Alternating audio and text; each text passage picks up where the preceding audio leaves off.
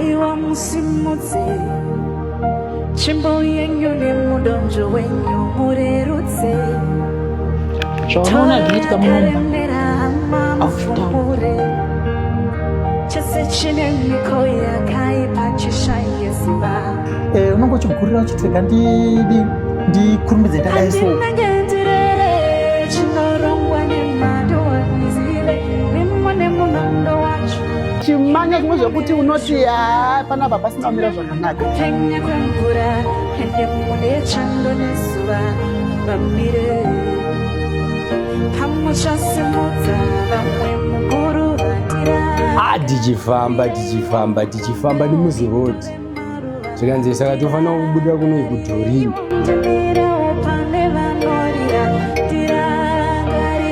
vanhu vangofonerawo vanomboziva here vachiita zvekutransport ndokutotorwa zvinhu ndokutosara paya ndisina kana nefoni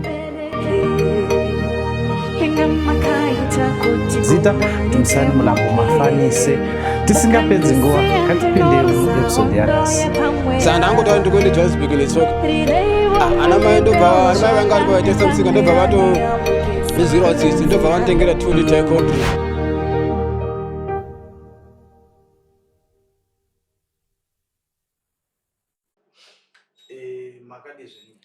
aiwa tiripo makadiwa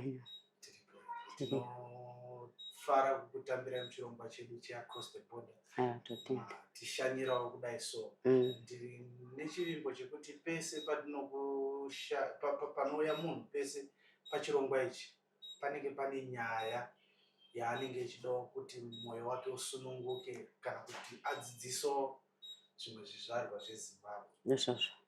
Nhasi mhuri yezimbabwe ingada kuziva kuti tinani pachirongwa chedu. Nhasi muna Lydia Makwame. Lydia Makwame anobva kupi kumusha? Lydia Makwame anobva kwaMutare, kubocha kwaMarange, kwaGonora. Ndokwakakurira Lydia, ndokwakazvarirwa? Ndokwakazvarirwa, ndokwakakurira. So kwaMarange uko kune vamwe vasingatokuzivi, ndo makakura sei? Timbonzwawo nhoroondo yekuti kwaMarange makakurawo zvakaita sei? Kuchikoro, mufamily, makakura zvakadii? Lydia Makwame wakakura taienda kuchikoro kunonzi kwaGonora. Grade 1 yake akatangira ipapo, grade 1 to 7. Kusekendari ana kuzobudirira kuenda nekukundikana nekwenyaya dzekuti vabereki vanga vasina mari. Munozokwanisa kuti mupedze? Handina kuzoenderera kumberi kubva ndakangotangira grade 1 kusvika grade 7 vabereki ndobva vakundikana zvekuti taiva takawanda. Pakanga paine vana vabamunini vangu vakazounzwawo pamba, vakanga vaenda namai vavo, ndobva vazodzoserwa pamba zvichinzi chengetai vana venyu. Saka vabereki vangu vakabva zvavakunda, vakangoti munhu wese anongoperera grade 7. Hatina kuzobudirira kuenda kumberi. Manga makawanda sei? Ndingati takanga tava 10 because isusu taiva 5 wakaberekwa nababa vangu, kozoitawo 5 wakauyawo kubva kwabamunini wangu. Saka takanga tava 10. Saka kuti vabereki vazokuenderera mberi kuti tiendere kuchikoro, vakabva vangoti takundikana munhu wese turi pasazoiwa nekuti uyo akasarudzwa vanoita mafavors kune vana vavo. Saka munhu wese akabva azi ngawangoperera ipapo. Ndopakaperera ipapo, ndopandakatanga kutsvagirwa basa ndine 15 years. Ndopavakanditi munhu wese achingopedza grade 7 kwakutoenda kubasa. Funga ndakatorwa nabhodhi wangu vaigara kuHarare. Ndopandakatsvagirwa basa ndikatanga kushanda. Ndichishanda chitochengeta vabereki, chitotumirawo vabereki, kudzemarawo ndichingoshanda chingokura kudaro. Ranga basa rei? Reiro ndairaire kumadhiraivha ezvikorobho. Iro remadhiraivha ezvikorobho ndo raiva basa racho. Nokuti ukanga usina kudzidza hakuna rimwe basa raunoona kunze kwekutotsvairira vanhu dzimba dzavo. Ndo raiva basa racho. Zvokuti ndakatotora nguva refu, zvokuti nanhasi nyangwe izvozvi ndoritongori basa racho, nokuti handina kwandakadzidza kwakaenderera kumberi. Ndoritongori basa racho iroro. Alright, so makashanda kwenguva yakareba sei muri maid kuHarare? Ndakati dhonzei, ndakatora nguva yakati rebei nekuti ndakangoti ndiri 15 years. Ndakatora time chaiye kuti ndaingoramba ndiri maid kubva ndine 15 years kusvika pari zvino. Yakatoreba nekuti kuti nditsanangure mafambiro acho yakati kurei. Handina kuzomboona rimwe basa kunze kweiroro. So tingati you are well experienced. Yeah. Kubvira muri 15. Ndiri 15 years. Tingati here mutemo wakwaMarange kana kuti mutemo kumusha side ramunobva kana kuti mutemo wedzimwe mhuri yekuti vana vanofanira kusvikira magrade 7 otoendeswa kumabasa? Ndinoona sekuti ifamily yacho yemunenge makakurirawo muri. Ndinoona sekuti pamwe kuda vabereki havanyatsi kuzvinzwisisa nekuti ndazokurawo ndakadzidza zvinhu zvakati wandei. Kuti aiwa hazvisiri izvo. Neni ndaitofara kuti ndatopedza ndotoenda kubasa. Ndikatongopedza grade 7 iyoyo ndakutoenda saka ndakutoenda kubasa. Ndotoshanda ndotoona utumari twangu. Zvaitondifadza asi handina kuziva kuti kumberi uko chikoro chinodiwa. Handina kunge ndazviziva. Ndaitofunga kuti pamwe kamutemo akatori right. Zvekuti handina kana kumbotoita kana zvechikoro zvazvitorimo mandiri nekuti ndaingoziva kuti ngopedza grade 7 saka tikangopedza grade 7 ndakutoenda kubasa. Handina kumboziva kuti handimazvoona. But tingati zvakakuaffecta ipapi zvekusapedza basa. Pane here pamunoregreta kuti kusapedza chikoro I mean kuti ndoregreta dai ndakapedza chikoro maybe dai ndakadai so? Ichokwadi baba, ndine pandinomboregreta kuti dai ndakapedza chikoro pamwe ndingadai ndiri munhuwo ari nani pari nhasi nekuti handina chandinokwanisa kuita ndisina chikoro. Kana kuzototanga kutaura nevarungu chaiko ndakazotokwanisa kutaurira muno muJoni ndaive ndisingagoni. Ndingati zvakazotanga kutopindawo kutanga kuona kuti okay uchitaura nemurungu unotaura so nekukwanisa kutopinduranawo nevarungu nekukwanisa kutonzwisawo kuti vakanyora ndokwanisa kupindura ndichiita sei. Zvakazototangirawo ndauya kuno kuSouth Africa. Asi ndiri kumushanda isazviona kuti zvinhu zvakakosha. Ndaingoti munhu akangopedza grade 7 which means akutoenda kubasa. Sekunge kamutemo kanga katori kufamily kwakabva baba vangu naamai vangu. Ndinoona sekuti ndomamirira zvakaita. Ora tichadzoka panyaya iyoyi yezvikoro kana alright, mashanda kuHarare kwenguva yamakashanda kuHarare. Chimbotitsanangurire kuti chii chakazouya mupfungwa kuti muzoti maakuda kuuya kuSouth Africa then nekuzosarudza kuuya kuSouth Africa uye mafambiro amakazoitawo kuuya kuSouth Africa. Chii chakaita kuti mudaro? Ndinotenda baba. Chakazondipawo shungu nyaya dzaiwe kuti vanhu vaibva kuno kuJoni vaiuyawo vakachenawo vaivigirawo vabereki vavo magrosari zvinhu zvakawanda zvavaiuya vakatakura. Ndozvakazondipawo shungu kuti ndingati shungu dzaigara dzaindova dziri mandiri kubva ndiri mu15 years nokuti paimbouya mumwe murungu wangu achiti ndikuenda kuchashanda hanzi maETD handisozoti machini iwayo achashanda iwayo. Ndaitova nadzo shungu dzekuti ini ndikazokura ndakuenda kuJoni ndoda kuenda kuSouth Africa pamwe ndingachinjawo upenyu hwevabereki vangu nekukwanisawo kuvakirawo vabereki vangu musha. Ndo dzaive shungu dzangu. Ndichiri mudiki kubva ndine 15 years zvaindonga mupfungwa. Alright. So pakazoya sarudzo yekuti ndakuenda kuSouth Africa zvanga zvadii? Makatongosiya basa ndongoenda here kana kuti pane zvakaitika? Aiwa, zvakazoitika ndezvekuti ndakachizosanganawo neshamwari. Shamwari yangu ndakasanganawo nayo it was 2011 pandapindawo mumba. Ndapinda mumba kudaro takagara tikabereka mwana wedu it was 2012. Ndakabereka mwana wangu musikana. Ndabereka kudaro ndobva ndaona situation yacho haisi kuita. Ndopandakaudza vabereki ndikati zviri kuno vabereki hazvina kumira zvakanaka. Handina kodzero yekuti ndingaishingirira ndikaigona imbai.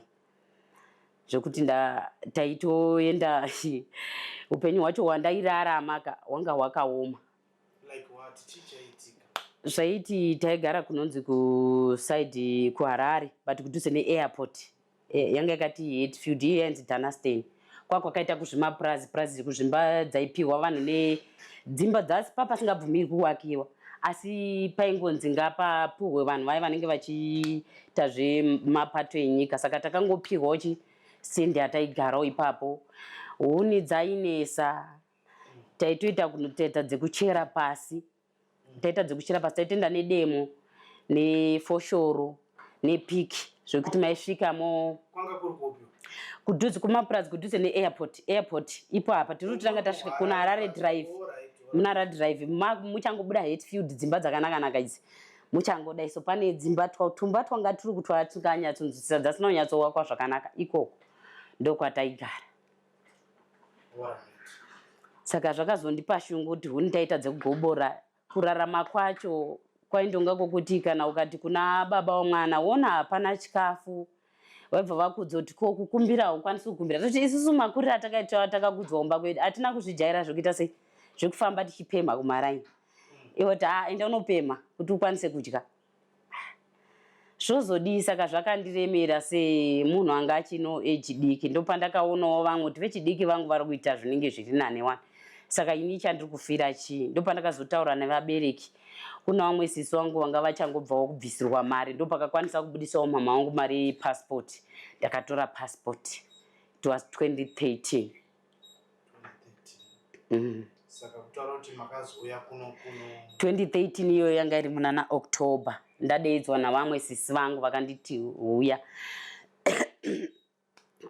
uya vakanditumira mari yebhazi zveshuwa ndikakwira bhazi ndikauya vakandigamuchira zvakanaka ndikabva ndaona kuti John nekuti takangoti tichisvika mupark station chibva tangopinzwa muKFC ndikati zviri kuno John kuno ndokwandinozotogara nekuti chirungu chandanga ndatengerwa chandandamboonawo zveshuwa vakanditambira zvakanaka vakandihodhera zvinhu muna October imomo vakandidzosera kumusha ndikanotanga bhizinesi rekutengesa vakati ndiri kuteera December ndikatengesa zvinhu zviya ndopavakachizouya December kumusha. Then kupfungwa dzekuzochiuya kugara zvacho sebhizinesi harina kuzofamba. Bhizinesi ndakanga ndangodzina sisi usane kuwana zvekungoita usane kungotengesa kuitira kuti ivo vakauya ndorangarira sisi zvazvizvo ndingosana kuwaraidza panguva yekuitira kuti kana vakuzodzoka neni kubasa January yacho ndozobva vanenge vambotengesawo zveshuwa ndakatengesa vakauya ndikavasarendera mari musi wa 25 December iyoyo ndio takabva takwira bhazi tikabva tadzokera kuno kuJoni ndokutanga pakatanga kugara muno muJoni 2014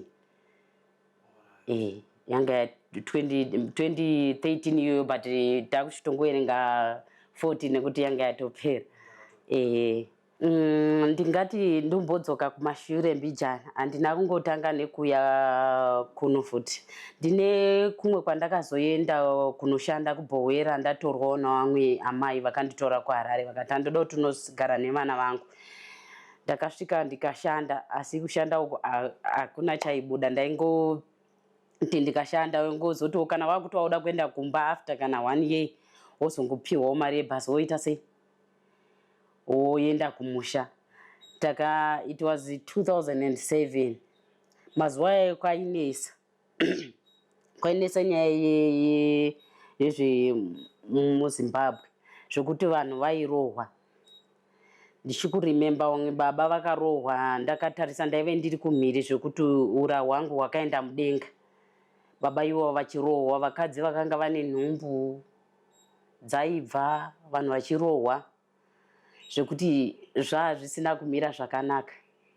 Asi ndoda kungotenda wangu Mwari kuti kwandiri inini sabhuku wacho munzvimbo yomomo akabva atongoramba kuti uyu mwana haasi munzvimbo muno saka hatidi kuti ropa rake rideukire muno. Handina kubvira ndamboenda asi vanhu vaishungurudzwa vanhu vachirohwa. Zvazviri zvemunyika zvekuti ukangobvunzwa kuzi ite zvenyika yeZimbabwe ukatadza kungozvipronounza zvakanaka wairohwa. Ukarega kungoenda kumusangano wairohwa zvekuti vanhu vanga vasikatorari mudzimba. Zvaive zvisina kumira zvakanaka zvekuti kuti unochera mvura kana kuenda kuhuni zvanga zvakaoma.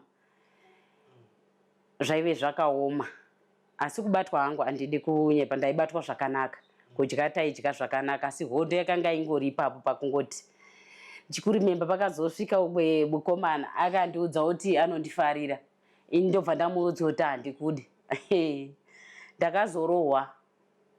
Ndakarohwa zvekuti handimbofi ndakazvikanganwa. Nanhasi nditori neziso rangu rinotondinesa. Ndakarohwa zvekuti kuti wandirambire. Ndakarohwa zvekuti ziso rangu rakatozvimba zvekuti handimbofa ndakazvikangana. Handina kumbomuda, ndakamuudza kuti handikude. Asi akandirohwa. Wakandirohwa. Ndakada kuzomboenda mumapurisa ndakazongonzi nevamwe asiyana nazvo. Ndopakazouya hake richimangwana asi ndakanga ndatoremadzwa kare. Kakumbira ruregererwa zvanga zvatoshaya basa. Ndakagara zvenguva refu nzvimbo yeBhowera. Ndokuchizobva ndokuchizoenda kumba. Ndokuchizotanga imwe jeni futi yekudzokera kuHarare. Ndopakazonoitika zvekuberekana nemwana ndokuchizotanga kuronga jeni yekuya kuno South Africa. Ndopayakazotangira ipapo. Alright, saka makazouya South Africa kuno kumane mwana. Ndaiva ndaane mwana. Ndaiva ndaane mwana. Akakura sei mwana? Anga ine 3 months. Alright. Ndopatakabva kusiyana kuna baba vacho asi ndofunga anga kuti pandakazoya kuno kwanga kunanambira kuzvi 2 years. Anga kunanambira ku 2 years. Saka tinzwe nhoroondo yenyu yekugara muno muJoni kuti yakazofambawo sei? Ndasvika kuno 2014 ndakatanga kugara kuBenoni. Ndakatsvagirwa pacar wash nasisi wangu. Ndopandakatanga kushanda. Tanga kushanda kudaro ndichishanda chienda kucar wash. Ndopakazoti munina unofana kuita stay in nekuti ona ivo venga wangu rinoimba 1. Waione munhu waifambidzana naye saka zvasingazoiti muimba 1 mo. Ndopandakatanga kutsvagirwa basa stay in. Ndopandakashanda stay in ndakagara ungati kwegore ndiripo. It was 2014 iyoyo. Agore harina kuzokwana. Ndopandakazomboramwa. Kwakuri ndakukanganwa nguva yacho. Ndopandakaramwa ndobva ndaenda kuZimbabwe. Ndaona ndakutongoti ndozvazvirere muno muJoni macho. Ndasvika futi kumusha kuya ndione futi uko kurina ndombogara ndine garandi. Ndakatanga futi kufunga kudzokera kumashure. Ndokuuya ndopandakatanga kugara ndakawana basa ndakatsvagirwa basa nawamwe teacher kuLenasia South. Ndatsvagirwa basa kuLenasia South baba zvanga zvakaoma nekuti munhu anga asikagoni kutaura chirungu. Chirungu hapana. Apa ndatsvagirwa basa kumaIndia. Chandakakwanisa ndakangoti Mwari ndimuchanotaura muromo mangu nekuti ina handiko. Ndofunga ndakapinda nemuJoburg umo ndichita kunga benzi mabvunzira acho chirungu munonga uchiziya kana chisiri straight. Maibvunza michitichi. Nanhasi handichatozvikoni. Ndakuti handichazvikwanisi kuzviita zviri remember kuti ndaitaura ndichiti kudii. Asi Mwari vakanditungamirira zvishuwa ndikanosvika munzvimbo iyi. Ndakasvika ndikashanda. Ndakashanda asi kugara nemaIndia munondokuziya kuti kana ukagara nemunhu asingakunzwisisi zvaive zvokungoshingirira. Chikafu chacho waidya kana chakasara after 3 days ndo chawaipiwa iwewe. Ivo vachidya chiri fresh. Hapana pakumuka makuseni waimuka na 5 every day. Worara na 9 every day. Imba yacho yanga yakakura. Zvekuti kumuka kwacho raiva basa. Ndopandakatanga kuti ini ndarwadziwa nestay in. Ndofunga ndakaita mwedzi wese ndichinamata ndikati naye Mwari ndibatsirei ndikwanisewo kuonawo basa riri nani. ndakagara July, August, September kusvika December. Ndopandakaenda kumusha. Ndaenda kumusha kuChristmas, ndakasvika ndakarwara. Chikafu chemaindi chakandirwarisa, ndakarwara zvekuti ndaive ndisingazivi kwekuisa musoro. Apa January yacho ndainzi ndinofanira kudzokera kubasa. Ndakauya futi kudzokera ipapo. Ndakati Mwari ndibatsirei. Ndopandakazotorwawo navamwe mai vemushona. Vanditora kudaro, mondowaziva vanhu vokumusha kana akutora situation isina kumira zvakanaka. Zvinenge zvakaoma baba. Munhu akutora situation isina kumira zvakanaka, ndopa unoona kuti hazvina kumira zvakanaka. Vaingoti vakafunga ngokumutsa na 12 o'clock wotokubvunza kuti ko madziro aya azodai nei? Ko apazodai nei? Apa pamwe mwana anenge angobatawo zuva rodoka. Iwo kuchengeta vana okubasa uri kuita. Vana uri kuchengeta zvakanaka. Asi honda yanga pamwe handizivi kuti vanenge varara vaine dzavo here. Vozongokubatanidzirawo.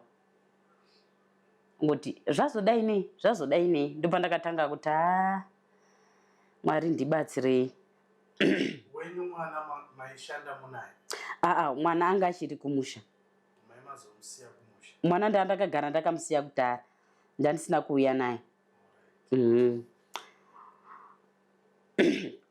Ndobva ndashingirira paya. Ndopandakazongoto rimwe zuva ndopandakazotaurawo nechamwari yangu ndikati inini zvestay in handichada. Ndakuda zvestay out.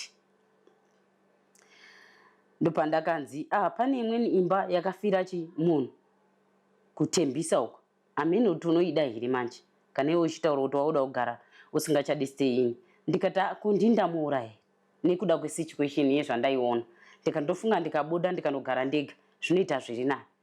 Pane kuti situation yekuti unomutswa na 12 munhu ungokuita zvaunoda nekuti handizivi kuti ari kunditora sei.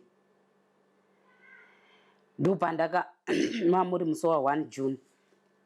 Ndofunga ndakangorongedza twe kwangu.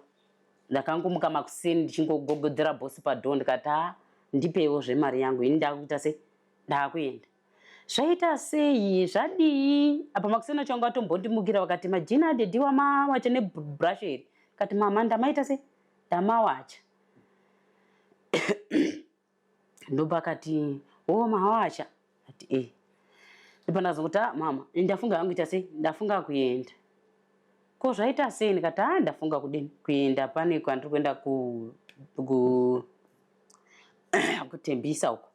Kanzi Ndopandakarongedza makuseni ndikauya kutembisa. Ndofunga ndakasvika papasina kana nehama yangu yakanga iripo. Ndokusvika amai vepapo vakanditambira zvakanaka, handidi kushora. Ndaitobika mumba memukomana weshamwari yangu. Ini ndichitorara kwamastendi because imba yanga ichinzi nhumbi dzemunhu wanga arimo hadzisati dzakohwiwa, hadzisati dzatorwa. Funga ndakagara, ndagara kudaro ndichingobatsirwa, chingobika uko ndichirara uko ndichingobika uko. Zvakazosvika nguva yekuti hembe dziya dzakagohwiwa dzakabva dzabuditswa, ndokuchizotanga kwangu kupinda mumba umu. Asi zvaive zvakangooma. Yaingova situation yekuti ungati handidi kuvata ndega. Ndakatozuva rekutotanga ndikati ndoma handiri kutozovata umu, handisi kutombovata, handisi kutombozvijaidza kuti handisi kuvatamo, handiziri ndakamuuraya. Bva ndapinda ndobva ndatanga kuvatamo. Ndavata kudaro semunhu akakurira muchechi dzechipostori. Ndopandakatanga kuenda kuDavidton kune mumwe muprofita anga achinzi Haiti, anoprofita asingaiti. Ndopandakaenda kuya ndikati manje basa ndorowani. Ndasvika kuya zvikanzi amai mukasanamata ndaona mazotumirwa mari yebhazi yekudzokera kumusha. Ndikutoti ndauya kuzobatsirwa. Akangoti haina nacha ndikupai, dzokerai munonamata. Ndinonamata indauya kuzobatsirwa. Zvikazi handina chikara chanditotombokupai, dzokerai munonamata nekuti ndaona matumirwa mari yebhazi vanhu vatumira mombe, vatengesa mombe dzavo. Ndopandakadzoka zveshuwa ipapo ndakateererawo mashoko aya. Ndifunga ndaitomukawo ndega ndoenda kunonamata. Zveshuwa Mwari akazondipindurawo 2016. Andipindura 2016 ndopandakanawo basa. 2016 ndakapedza 10 days dzaJanuary dzese ndichingonamata chiti Mwari dai mandibatsira ndowanawo basa. Ndopandakariwana pandakazokwanisawo kutorawo mwana wangu nekuda kweupenyu hwandakamborarama kuti ndaenda kuchikoro musina bhutsu. Kudya kwacho maigona kungoswera kuenda kuchikoro musina kudya, mozodzoka modya, dzimwe nguva maitozodzoka muchinzi motomirira remanheru. Hapana zvekuita nekuti chikafu chapera masikati pazosvika vaenzi. Saka ndakangokura ndingori nekapain kekuti mwana wangu, saka pamwe ndo zvaari kutoita zvaari kutoita, pamwe ari kuswera asina kudya. Ndopakazondipawo push yekuti ndikwanise kutora mwana 2016. Ndo pandakamutora ndokutanga kugara nemwana ndopandakaonawo basa, ndopandakatanga kushanda ndichienda kubasa zveshuwa, chienda kubasa. Hondo yakazotanga gore rapfuura. Murungu akazotengesa stand. Murungu atengesa stand ndobva aenda kuCape Town. Ndo pakazotangira hondo. Chakatanga kuzoitika mashandiro chiti hondo chii chakaitika kuti nyaya dzemabasa dzacho kuti dzasina kushanyatsa kumira zvakanaka, nekuti ndiye wanda ndakatotemba wacho kuti ndiye big boss wacho. Ndiye anenge ari mukuru wacho, nokuti ndaiita zvemapeace job kuti nasi please come, please come, please come, please come. So iweyo semashandiro amuri kuita hamukwanisi kuwana umwe murungu? Vamwe ndinavo vandinoendera, vandinopota ingori please come, please come. Saka chakachizoenda koitika, ndombodzokera futi kumashure. Passport yangu yakachizoenda kunopera. Yapera kudaro last year ndopa ndakaenda kuZimbabwe. Ndaenda kuZimbabwe kudaro ndopa ndakatipa kuchidzoka manje ndopakatangira hondo. Takakwira mubhazi zvishu zvakanaka-naka, takwira mubhazi zvakanaka-naka. Bhazi rauya taburutswa, kwatakaburutswa kubhodha. Vatapinzwa muchimotokari chekuti chimotokari chitaingozi kungotsukinzana, wagara apa zvokuti maitonga makagonya makumbo munhu wese muchimota ichocho kuti mukwane mese. Zvokuti taiva takawanda, bhazi racho anga ari mabhazi edu but maitomirirana. Bhazi 1 ndingaritaura zita racho? Oh, not bus, okay. Zvoti maingotsukidzanya ngozi bhazi rakati ende rarisi 1, musiwo yanga atobuda ari 3. Saka taitomirirana mabhazi osvika, mosvika mopinda muchimota ichocho. Mapinda muchimota ichocho moenda kubhodha. Takati tasvika pabridge racho lines toda tinokurosesa vanhu. Hatisati tatosvika futi ikoko tiri mubhazi takangozi imi mai imi torai mwanao, imi mai imi torai mwanao, imi mai imi torai mwanao. Hazvinei kuti ndewako, hazvinei kuti ndewani. Torai mwanao, imi torai mwanao, imi torai mwanao. Isinei kusaziva nokuti ndasala mbouya. Takangotota ndikati handipe uyo mudhafu wacho. Handatora tikati baba. Ndakaenda zveshuwa, takasvika takabata mwana wangu zvakanaka. Tapinda mubhazi muya, tapinda muchimota chiya, tauya tasvika paya. Zvikazi ladai kwirai. Kukwira kwaro kwanga kwakanaka. Kudzika baba, kudzika. Takakwira zvakanaka, muchifamba muchichihuta mafamba pamafenzi pakudzika, maidzika nenhende shure zvokuti paiva neladha rekuti maifanira kuzonodanhire pane rimwe ladha ende pane kadistance kagepi kekuti ukangoshaisha kutsika chete ukatongodonha wadonha, hapasisina imwe wei. Tichingodzika ipo vanhu vaita noise. Ndasana mbovhundiswa nemasoja. Noise yaitika ipopo masoja takangori kana takumbwa si munhu wese ngatasa kumadziro. Tatika pasi kudai. Vamwe mbuya vati manditsika, mbuya vechikuru vanga varipo. Ropa rotobuda, totonzwa tsitsi paya. Vapedzerana kutaurirana, baba ndinoti handizivi kuti kana muchiziva kuti kubva pa Mall of Tembisa kunosvika kuSwazi iyi ndo distance yatakafamba. Ende paizi vanhu fambai makabatana pachimhanyiwa. Baba ndakamhanya apa ndine mwana uyu handitomuzivi kuti ndewani. Takamhanya baba, pakamhanyiwa zvekuti handisati ndambomhanya zvakadaro. Apa pahuro paoma vanhu vachimhanya. Marume ataifamba nawo, tatine mamwe makurume ataifamba nawo vanga vari varume, asi vanga vari rafu. Mhanyai, tichiitwa rafu, mhanyai, hei muri kuita noizi, yewe muchiitiswa. Takamhanya baba, takamhanya. Funga takazosvika ikokoko tichozi chimirai. Tamira tajambiswa imwe fenzi yanga iripo panguva chimota chidoko futi chakangozi jambirai fast. Munhu wese wakakwana imomo, shamu dzichirowa zvokuti waingodai uchingodai shamu ichirowa, vanhu vakarohwa zvekuti patakazosvika kugaraji kwacho vanhu vanga vane mashamu akawanda. Munyama manga musingachadi marwadzo. Apa waberekeswa 1 mwana asiri wako. Ndopandakangodzidza kuti passport yakanaka, kushayiwa hako kuomerwa kweupenyu, asi passport iri right. Nekuti hondo yandakaona ipapa handisati ndamboiona, handisati ndambozviita, handisaimbotoziva. Ende ndaitozviriska pakauya mwana wangu, ndakangowati torai mwana. Ndopandakangombhadhara ndikati pari kuenda nekumvura, ndaitotari safe.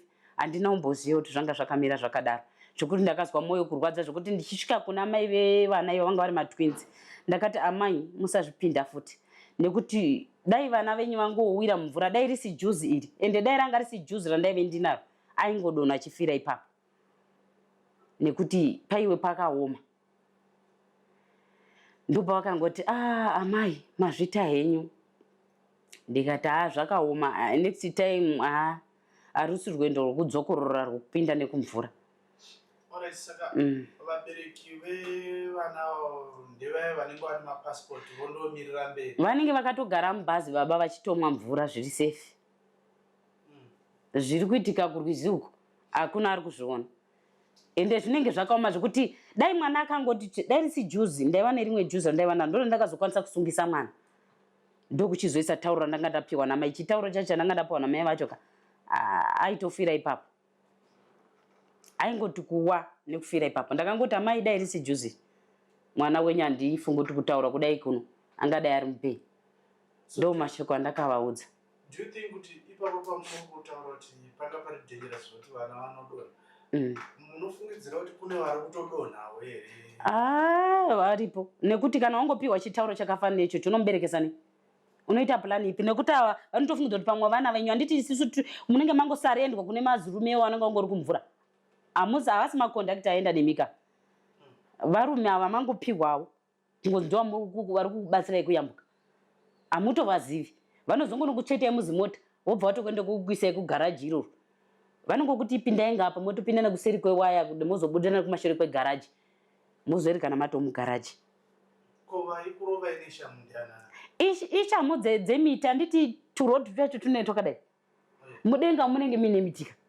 Ndo dzinenge dzichiti dzikagundwawo nemotokari dzomurohwa, dzimwe dziri mudenga dziri kumuchayawo, muchirohwa kusvika masvika kwamuri kuenda, asi munenge manzwa. Munenge manzwa. Zvaiva zvisina kumira zvakanaka. Saka makazombodzokorodzwa futi? Ndakazombodzokorodza, asi wandakazoya naye next time aiwa takafamba zvakanaka. Asi zvaiva zvakangoma hazvo, zviri dangerous, asi zvaiva zvakangoma, asi taitofamba zvakanaka. Handitofamba nemi zvakanaka kuti anambuya musamhanye. Asi takapinda nemubhoti nemuchikepe, asi zvakandooma ko chikadambuka. Kungoriska, asi chikangodambuka watodyiwa nemakara. Chikadambuka, asi taitofamba zvakanaka. Aiwa takafamba zvakanaka, asi handizvikurudziri. Kungoti zvakanaka sai tambo ikadambuka mese matonyura. Alright. Mayambuka madzoka kuSouth Africa. Chichakazoitika nyaya yenyu yekuno kuSouth Africa after masvika? Chakazoitika ndicho chendiri kutaura kuti murungu wangu gore rapera akazongoerekana nekuti Juma kuti basa raita sei rapera. Apa ndiye aitoitawo kuti pamba paaigara paaigara pacho ndo paiita kuti ndiwane mabasa. Pamba pake ipapo noti ndiyanga ari landlord. Ndo pakatanga kuti ndiwanewo mabasa, chero vanhu vamwe vandakasarawo nawo 2 vandasara nawo. Ndo waiita kuti ndiwane mabasa. Pamba pake paingouya vatachi zvekuti umwe angoti ndiainiro, ndiwachiro, ndicleaniro, ndiitiro zvakati, ndiitiro zvakati, ndichikwanisa kuitawo mari. Saka izvezvi mhuri iripo yakura sei? Mhuri iripo ndakazosanganawo neshamwari yangu yandakasanganawo nayo. Ndane vana 3. Saka muri kugara nababa? Vari kusenzawo? Basa ravo ndere vanombodedzwa vanoisa paving, asi ndezvekuti vanenge vachishandirawo munhu wacho. Ndezvengoto dzimwe nguva kusinawo basa havaende, dzimwe nguva kuine basawo vanoenda. Ndezvekungoto vakaendawo dzimwe nguvawo havaendiwo, plus wondoita kusangana nayo nguva inhau yemapurisa. Ndo yakunyanya kunesa kungoti chero ukanyashanda uine kamari kawo kaunganidza unopesera wakabuditsa wakutobhadhara mapurisa. Nekuti last Saturday iyo ndakanga ndabatwa nawo, ndakazoponeswa nemwana mucheche. Ndiye akazouya nemukadzi wakauya naye nevana. Ndo pakasvika kuti ko munhu wamabata nemwana mucheche. Saka toendepi nemwana nekuti ndiri mastendi wake. Ndo pavakazokwanisa kundibuditsa, asi munhu yangouyike nevana mahara. Uchitosvika unotosvika kuti uchimudini, uchimubhadhara. Ndichipedza kudaro baba vakabva vato ini Saturday yacho, Tuesday yacho baba vachibva vasungwawo. Ndobva ndateerawo nevana vakatoti toda mari, toda 3000. Ndokuchitotsvaga kutotora chimari chatanga takasungirira ndokutosarendera mapurisa. Mari inenge ichinzi toda 3000 yekuti tikuregedze. Haikona yekukoti.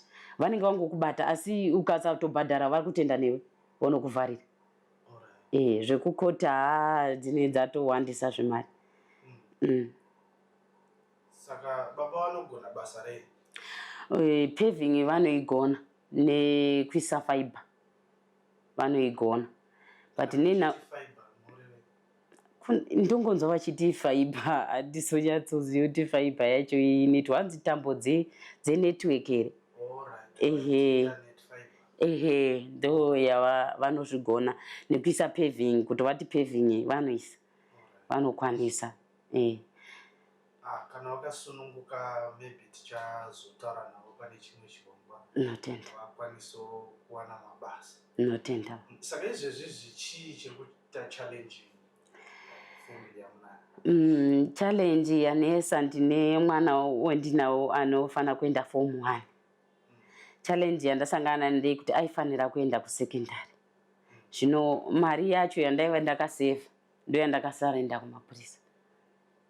Zvekuti unosara usisina kana pekutangira nekamwana kecrash. Ndo machallenge, asi kushanda zvangu handina hangu nungu. Zvekuti chero izvezvi kutongozi please come mangwana ndotongotsvaga munhu anosara nemwana ndinoenda kubasa.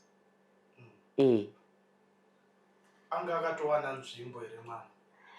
Nzvimbo aiwa haasati, ndo pane hondo nekuti taida kutotanga kuti awane nzvimbo yacho yeform 1. But pane munhu anga akataura kuti zvikuitirei nyore madii kumuendesa kugovernment.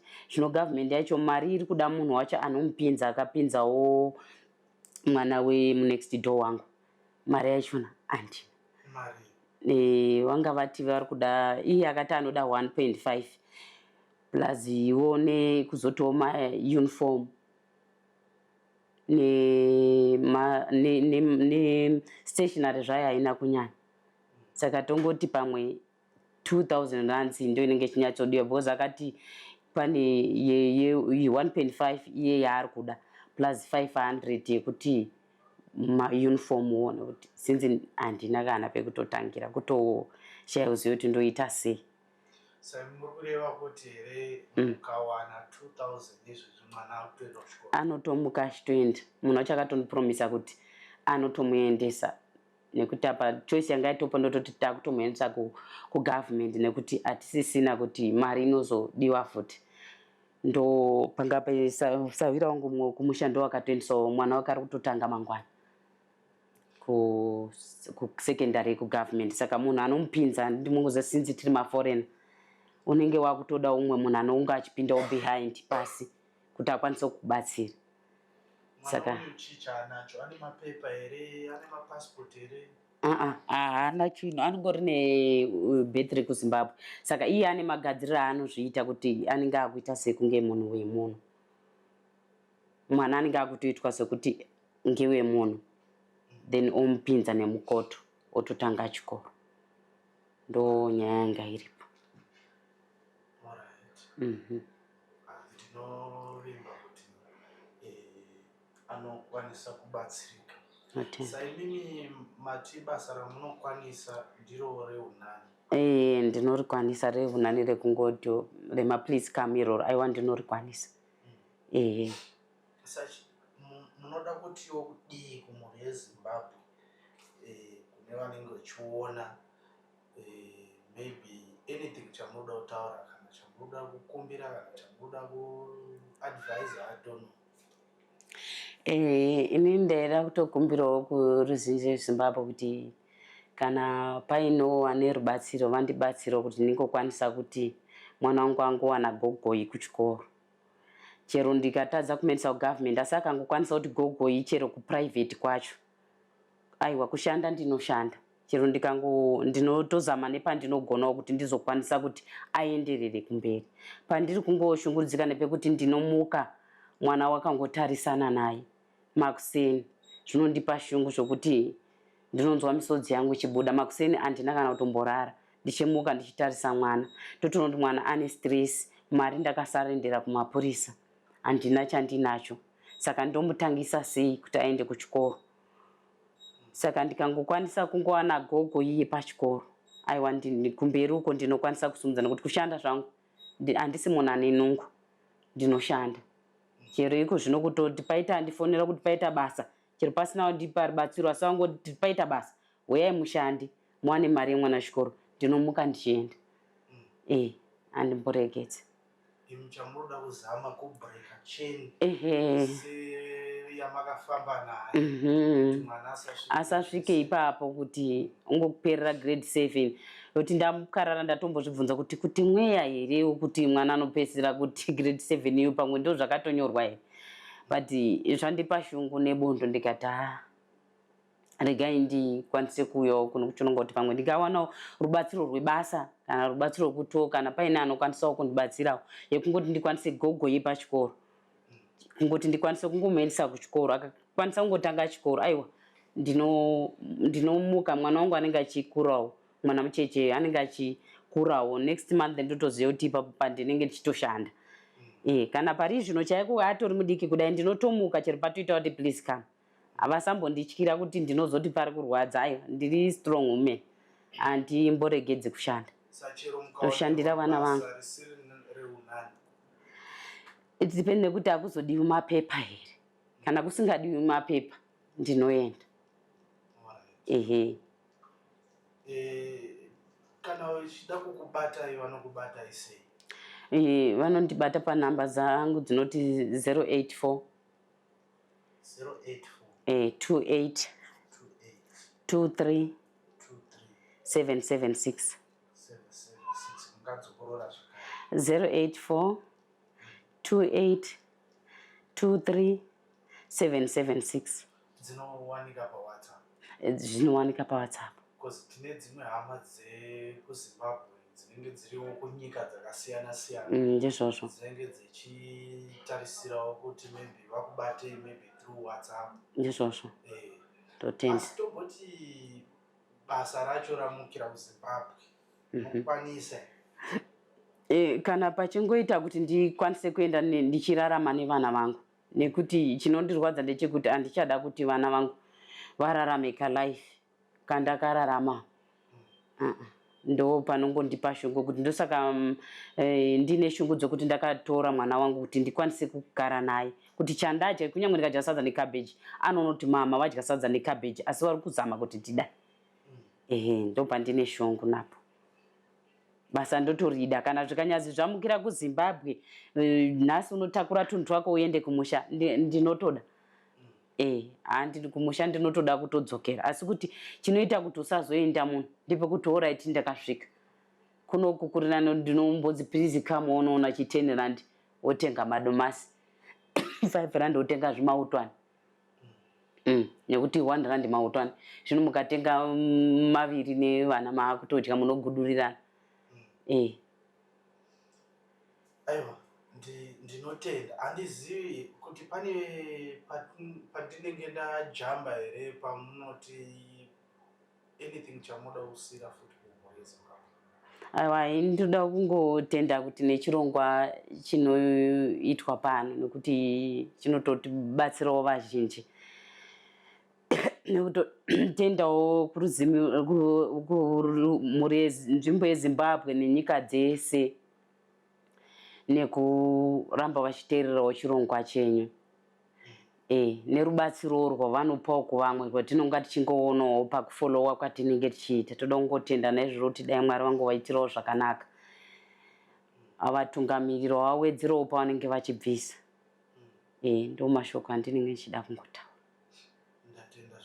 hava tinotenda ndinovimba kuti muchava nenguva yakanaka uye Mwari achazadzisa zvishuwo zvemwoyo wenyu kumhuri yenyu neupenyu hwenyu tinotenda muve nenguva yakanaka. Aiwa tinotenda baba, tinotendawo nechirongwa chenyu ichi. Tinochitenda nekuti chinotidzidzisawo. Chine pamwe petinotodzidzawo. Patinotodzidzawo zvakawanda zveupenyu. Dzizoto upenyu unotodai zvichidai. Aiwa tinotenda nechirongwa chenyu baba. Mwari vakuitirewo zvakanaka nechirongwa chenyu nekuti chinotosimudzirawo vazhinji. Aiwa musimudze chimbo yenyu nemudonjo wenyu murerutse zvaona zvinoitika munomba mafumure chese chine miko yakaipa chishaye ziva unongochigurira uchitega ndikurumbidze ndadai so ndinangendirere chinorongwa nemando wanizile nemone munondo wacho chimanya zvimwe zvekuti unoti panapa pasina kumira zvakanaka penya kwemvura ende mune chando nezuva vamire pamwe chasimudza vamwe mukuru vatira tichifamba nemuzirodi zvikanzi saka tofanira kubuda kuno kudhorini